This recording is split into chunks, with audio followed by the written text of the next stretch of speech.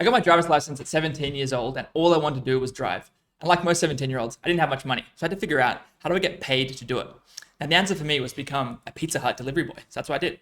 I'd borrow my mum's beat up Toyota Camry, and I'd stack the meat lovers and Hawaiians in the passenger seat and just rip around town, delivering pizzas, listening to rap music. And I didn't last very long doing this. But what I did pick up was 3 career traps that have stuck with me since then. I'm going to share in this video. So if you're navigating your career and questioning whether you're on the right path or in the right spot, maybe there's some things in here that'll help you reconsider where you're at. So the first lesson I actually picked up from my very first conversation at that Pizza Hut. And I was with the store manager, Amir, who sat me down my first day and said, Andy, I want to talk to you about your career path there. And I'm thinking, what is a career path? I'm just here to make some money and drive the car. But he says, listen up, the first few months, you're going to be out there delivering pizzas, making sure we deliver on our 30-minute delivery guarantee, which is basically when someone ordered a pizza, we had 30 minutes to get it to them, otherwise they'd be free.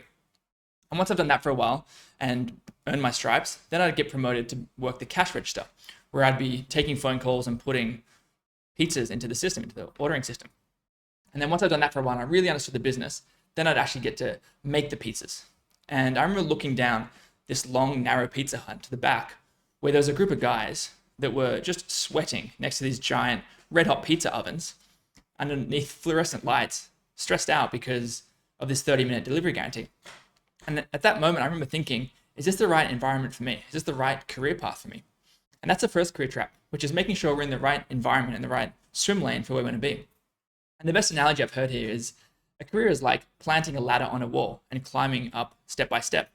And if we've got our ladder planted on the wrong wall, then we can end up on the wrong spot. And chopping and changing has real costs. If we're going 2, 3, 5 years into an industry, and then we say this is not right for us, and we go and take our ladder and put it on a different career industry, there is real drag and cost in actually doing that. So the key thing is to figure out, are we on the right career path for us? Because at that moment, I realized, I don't know if this is the right place for me. That's the first one. The second lesson I picked up from this Pizza Hut delivery boy experience was actually from a near-death experience. So one night, it was raining. We had this 30-minute delivery guarantee. And back in these days, we didn't have iPhones. So if you didn't know the address of where you're delivering to, you'd pull out the directory book in your car, which is this book in the glove box, where you'd be on page 87 looking at cell D16 to figure out what the nearest cross street is.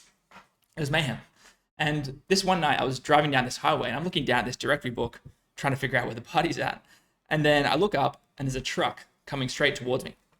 And what's happened is I've swerved into the wrong lane. So I quickly swerve back, but the car skids out, and the back slams into the side of the highway railing. And the windscreen wipers are still going, and I'm there holding the wheel. And I think to myself, how am I going to tell my mum about this? But also, why am I putting myself in so much risk for $5 an hour? And the lesson it taught me was, in our career, we need to choose the right amount of risk for us. And sometimes we take on too much risk for where we're at.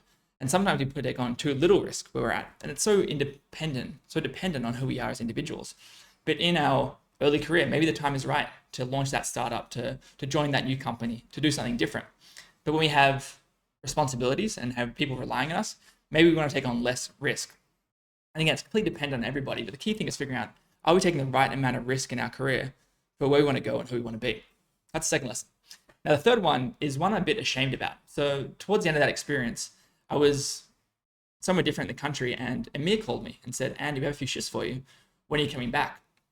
And I knew in my heart I wasn't coming back, but I lied to him and I said, I'll let you know once I get back to Sydney. And I'm ashamed of that, because not only was that not right to speak truth to Amir, but also that wasn't the way to finish up there. And I burnt that bridge. And that's the third career I picked up, which is there can be such a temptation as we reach the end of our journey, our time somewhere, to take our foot off the gas in the last few weeks and have our focus on the next thing and make progress on the next thing. But that really sets us back, because so much of our reputation at companies is, how do we not just start and what do we contribute, but how do we finish? Because we want to leave the place better than when we found it. And those last few weeks are such an opportunity to do everything we can to set up the next person for success in that role and make sure the team has the right systems, processes, and know-how to make the place even better and keep it growing even after you move on.